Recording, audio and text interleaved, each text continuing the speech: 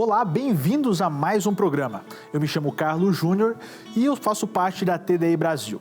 E hoje nós vamos tratar mais uma vez a respeito de ciência e suas grandes descobertas.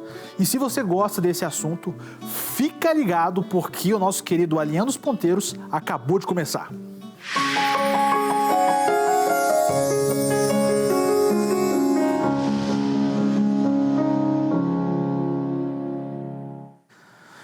Cada vez que a ciência descobre as coisas, muitas pessoas ficam assustadas. Nossa, isso acabou com o meu paradigma, eu acreditava nisso, será que realmente a ciência está certa? E até às vezes acabam questionando a ciência. Mas o que guia a ciência são os dados. E sempre baseado estritamente nas descobertas, né? Analisando cada um dos detalhes, avaliando as possibilidades. Porque fazer ciência é justamente isso, analisar todas as possibilidades viáveis para que aquilo possa ou não ter acontecido. E um dos temas mais interessantes que tem surgido no meio acadêmico é a chamada Eva mitocondrial. Uma pesquisa muito recente está afirmando que todos nós somos ancestrais de apenas uma mulher. Isso é muito interessante, não é mesmo? A ciência está descobrindo que todos nós temos descendência de uma única mulher, de alguém que, olha, muito tempo atrás passou boa parte do seu material genético que chegou até nós. Isso é muito fascinante, porque cada vez que a ciência vai avançando, a tecnologia vai aumentando, grandes descobertas como essa está sendo feita. Isso é muito legal. Então, hoje nós convidamos aqui a doutora Rogéria Ventura, ela que é bióloga e vai falar muito sobre esse assunto, ela que vai explicar a respeito da Eva mitocondrial, vai explicar o que se trata, como funciona, né? Vai dar toda essa definição para vocês e também com participação do João Paulo Reis, ele que é cientista da religião, fazendo uma análise também sobre isso, e o nosso querido amigo Francisco Magalhães, para estar explicando aí essa conversa, né, esse painel sobre Eva mitocondrial, que é um dos assuntos assim mais populares do momento quando se fala de ciência. Então presta muito atenção porque é um assunto extremamente fantástico, que você vai ficar, como eu fico, né, surpreso e maluco para ouvir de novo, porque as descobertas que a Rogéria vai tratar no programa de hoje são coisas que é do meu interesse e do seu interesse, porque ela vai falar sobre as nossas origens. E quem não quer saber a respeito disso? Então, isso é muito importante. Então, fica ligado no que a Rogéria vai falar, porque eu tenho certeza que você vai ficar chocado com essas descobertas científicas. Então, fica ligado que ela vai falar um pouquinho para vocês a respeito disso.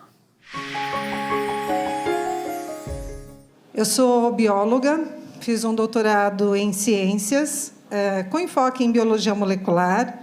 Sou também perita forense, perita judicial, e estudo algumas outras vertentes aí das ciências da saúde.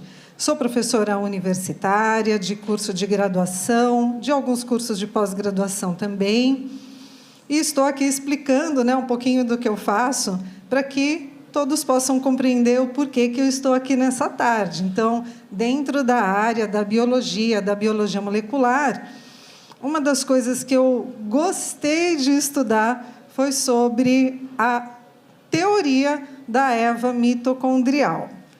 Bom, estamos falando de design inteligente, né? Estamos falando de hipóteses que são provadas cientificamente acerca das nossas origens.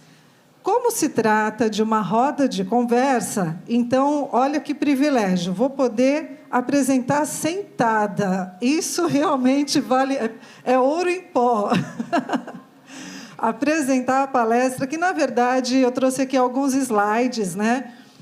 E eu não sei, quantos de vocês já viram alguma coisa sobre Eva mitocondrial? Ah, tem bastante gente, olha que maravilha. E quem não viu nada ainda vai ver hoje e depois a gente vai ficar aí à disposição para tirar as dúvidas, né? Para conversar um pouco mais sobre isso. Mas lá no canal TDI tem bastante vídeos sobre a Eva mitocondrial, sobre essa teoria. Eu falo também sobre Adão Y, né? Assim como os colegas que também estudam essa parte, enfim. Então, eu sou professora, eu tenho que tomar cuidado porque eu falo muito. E eu preciso apresentar esses tópicos aqui para vocês. Então, vamos a eles.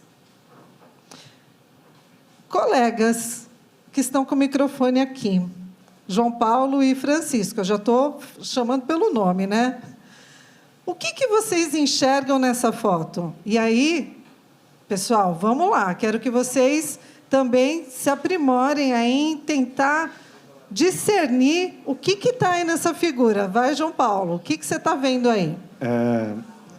Eu acho que aquilo é um elefante, aquilo é uma girafa. Espera aí, eu estou com o pointer, vamos lá. Isso daqui. Eu estou achando que é um burro, não? Não é um teste de biologia, não, tá? É só um teste de visual mesmo. Nem é um psicotécnico. Não é um psicotécnico, tá não. Então, estou com medo de ser reprovado. Já. Esse daqui é um elefante? Tá.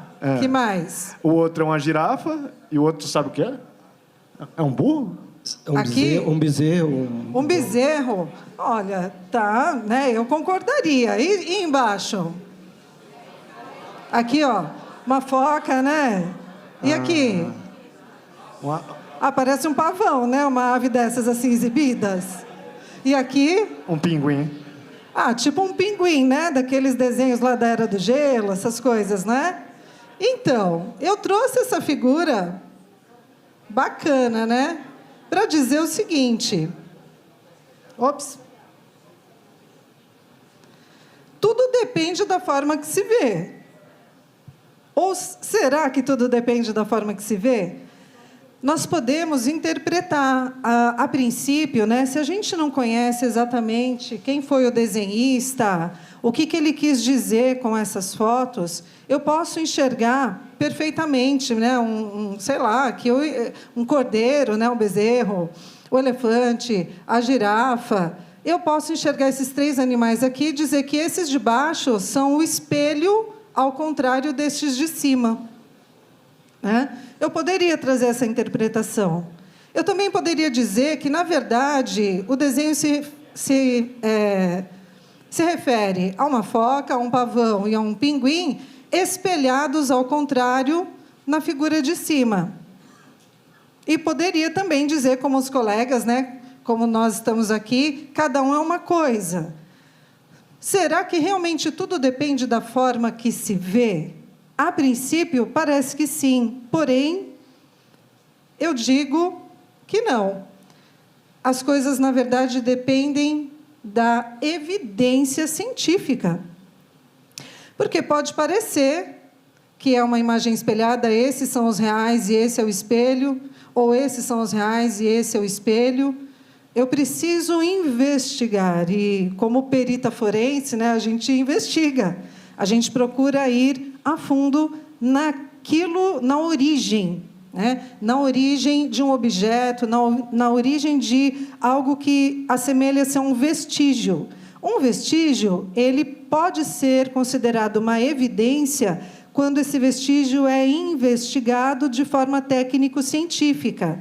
Então, eu coleto um vestígio, eu levo esse vestígio para o laboratório, e então eu vou analisar um pouco melhor, né, de uma maneira mais plausível, mais materializada, sobre esse vestígio, e então, quando eu descubro de fato o que ele é, ao que ele se refere, o que ele me conta, ele se torna uma evidência.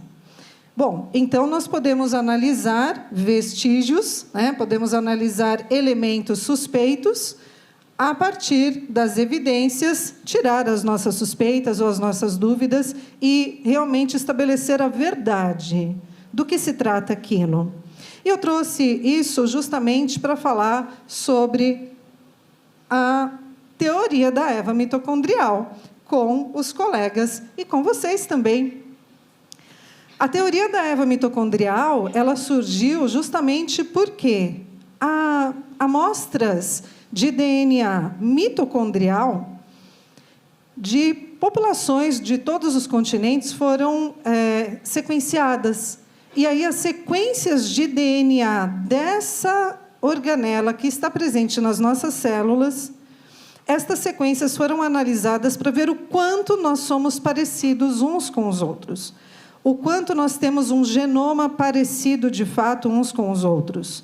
Então, se o meu genoma, por exemplo, um segmento do meu genoma, eu vou analisar, e ele, vamos supor que é um segmento de 1000 nucleotídeos, 1000 pares de base. Eu não vou ficar repetindo aqui sobre nucleotídeos, porque vocês já estão quase PhD, né, em biologia molecular com as palestras de hoje. Os nucleotídeos, aquilo que compõe as nossas fitas de DNA, o nosso arquivo genético, de como nós somos fenotipicamente, enfim.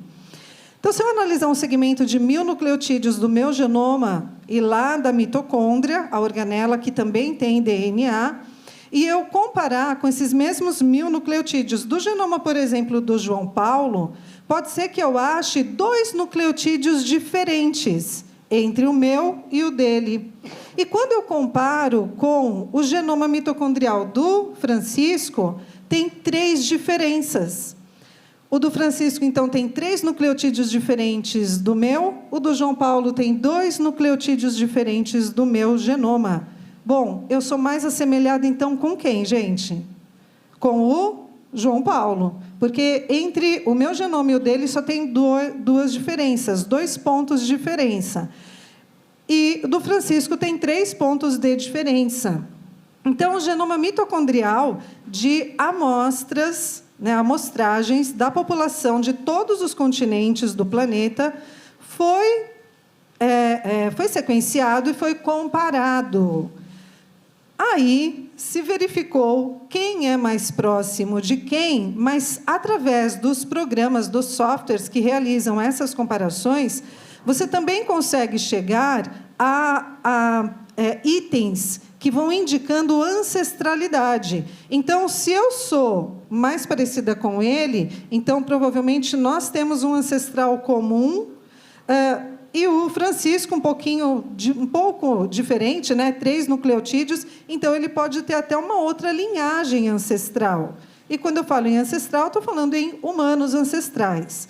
A partir dessas inferências, né, dessas comparações, é que se estabeleceu, então, esses pontos, e eu posso imaginar o seguinte: os programas de computador, eles permitem dizer há quanto tempo, por exemplo, se eu era da família dele, se tinha uma ancestral comum entre eu e o João Paulo, há quanto tempo que nós somos separados dessa família, ou dessa matriarca ancestral.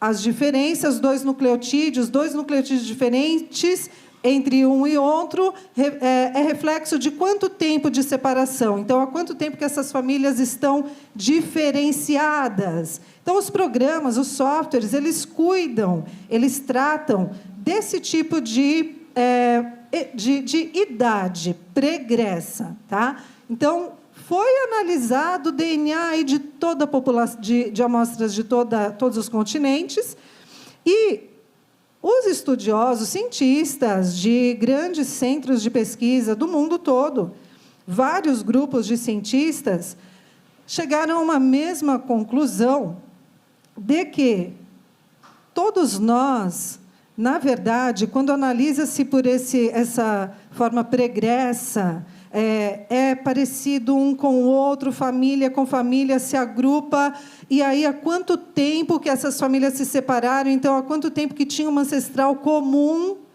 chegou-se à conclusão de que todas as famílias do planeta vieram, de fato, lá na Idade Antiga, de uma fêmea humana, que é chamada a ancestral comum mais recente da humanidade, uma mulher.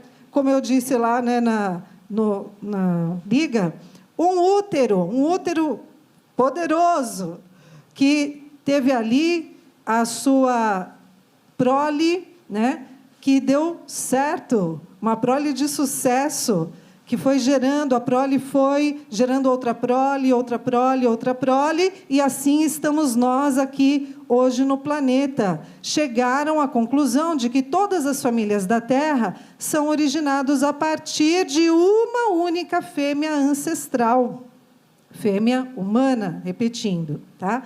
Essa teoria ela foi contra uma outra hipótese, que a gente vai comentar também aqui nesse tempo. Então, essa seria a chamada Eva mitocondrial. Engraçado que essa fêmea, os cientistas, né, que estudaram isso, eles chegaram nessa possibilidade, então foi uma humana, a ancestral como mais recente de toda a humanidade, de uma surgiu realmente todas as ramificações de família do planeta, uma fêmea humana. Como é que a gente vai chamar essa fêmea para deixar bem demarcado, né? Foi através do DNA mitocondrial que a gente estudou, então tem que ser alguém mitocondrial. E aí, engraçado que foram lá no relato bíblico e resolveram chamá-la de Eva.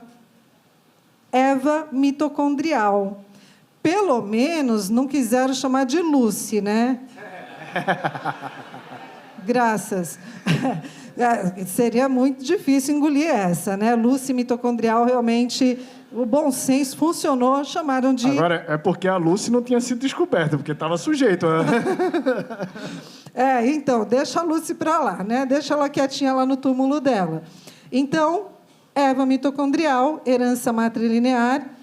E aqui eu mostro, né, sobre uma foto aí bem bonita de uma menina, filha desta mãe, e esta mãe, filha desta outra mãe.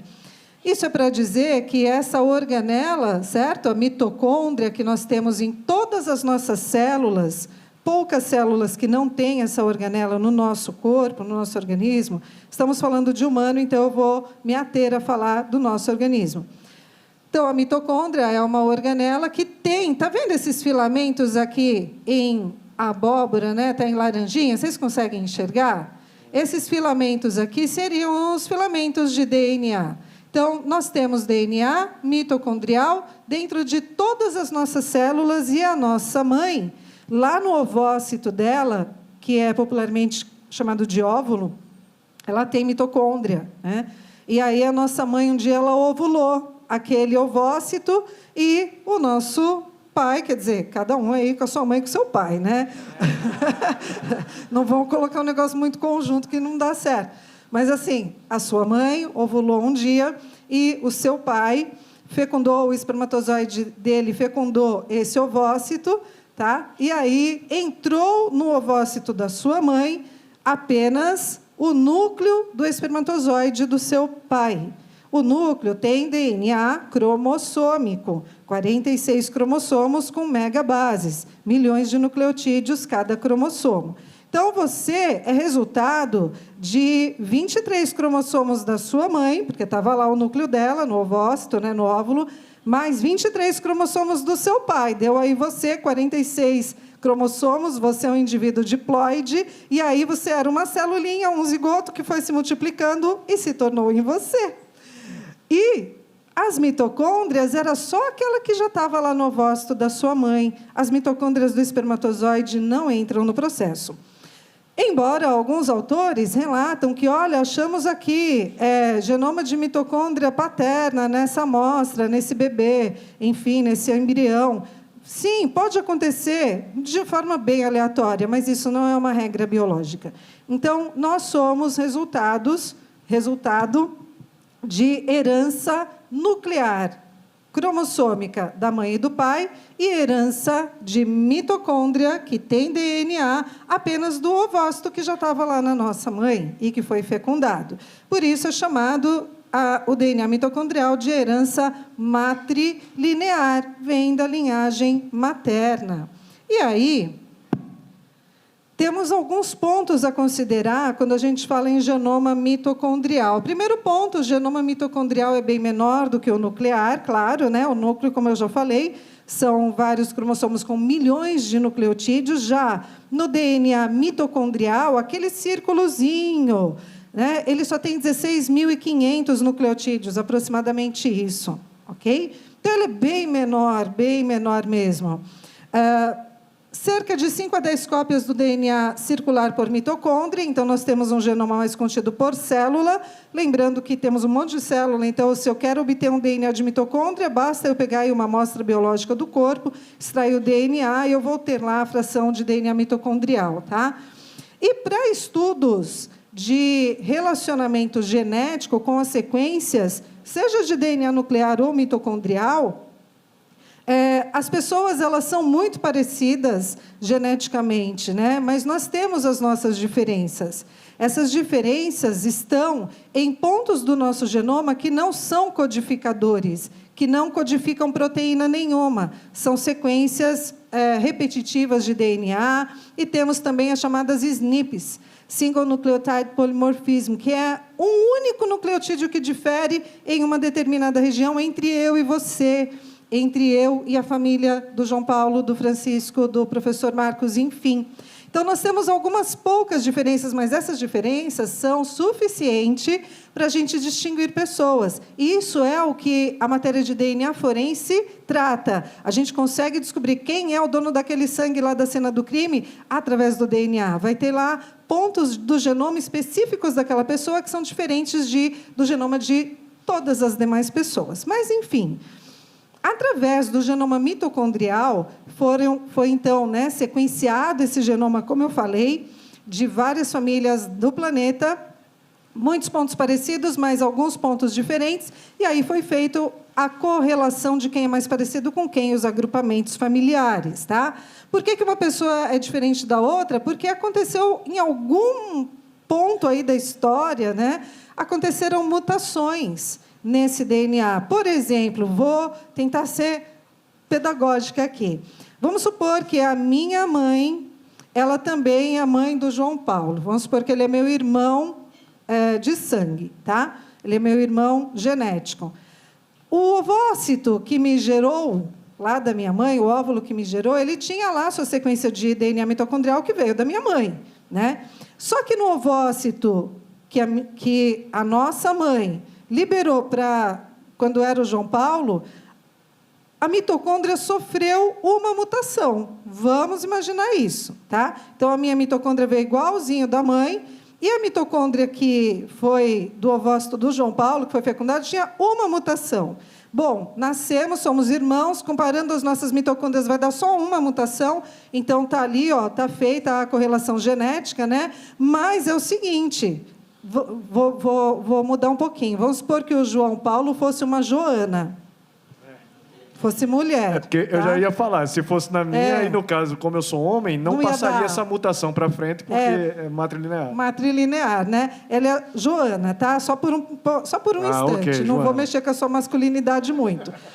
Mas, assim, é Joana. Então, entre eu, Rogéria, e a Joana, somos irmãs, tudo parecido, acerca do genoma mitocondrial, mas já deu uma diferença. Quando eu tiver meus filhos, eu vou passar meu genoma mitocondrial para os meus filhos, e a Joana vai passar o dela.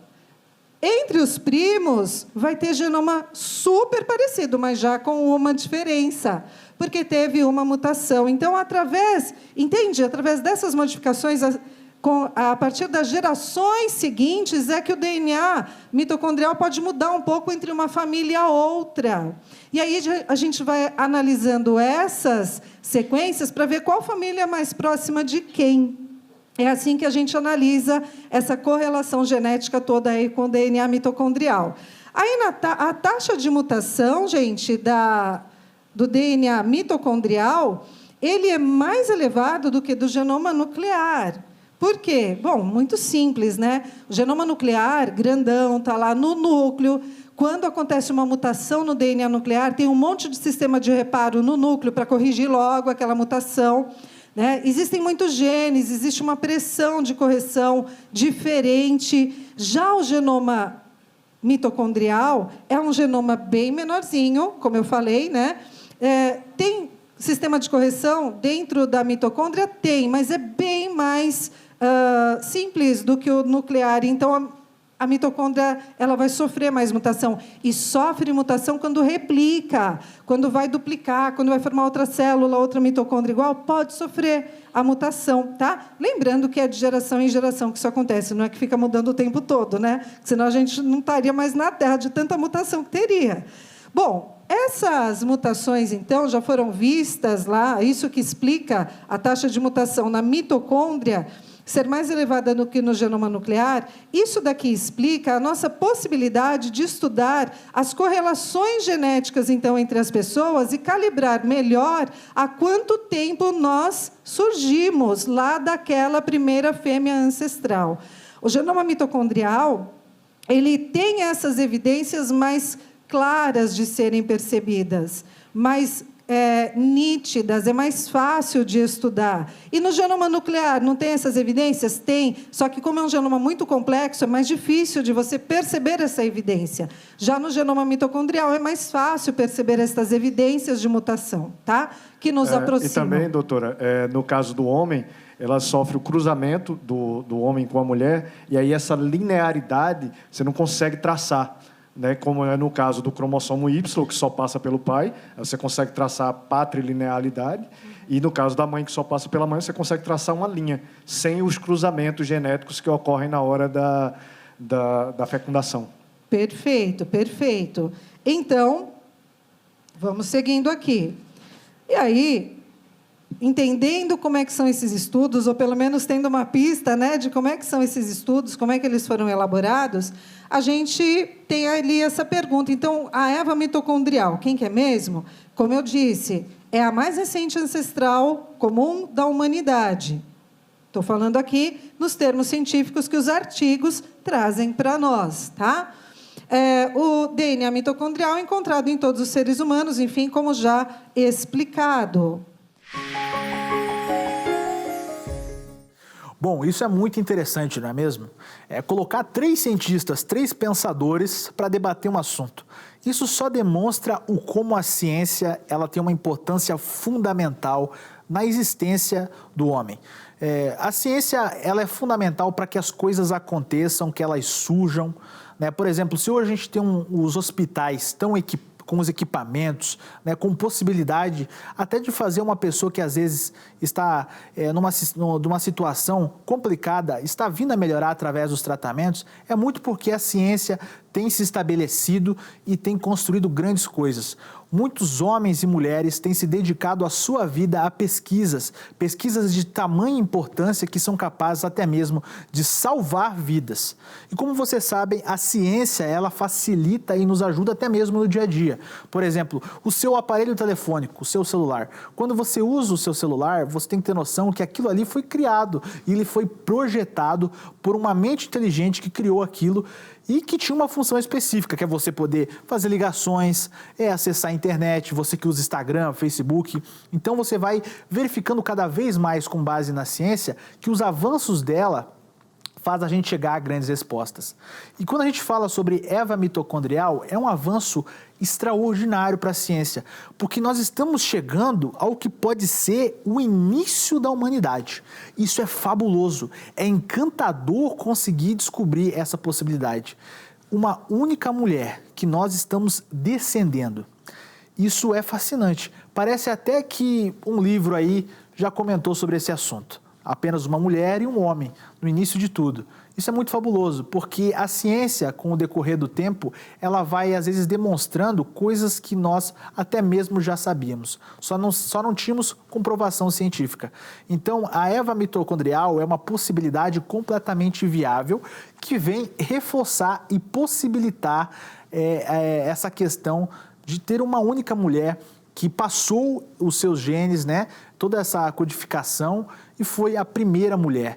E isso vem batendo totalmente de frente com o processo evolutivo, porque o processo evolutivo é como se fosse uma árvore ao contrário, né? Ela vai saindo, digamos, dos galhos, ali toda aquela cheia de flores e vai se diminuindo até digamos assim, o ancestral símil comum.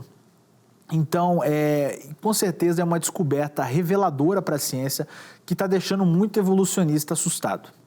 Então, se você gostou desse programa, não se esqueça de deixar o seu like e sábado que vem nós vamos continuar com esse assunto de Eva mitocondrial. E se prepare, porque o próximo programa vai ser ainda mais fabuloso e com muito mais descobertas. Até semana que vem.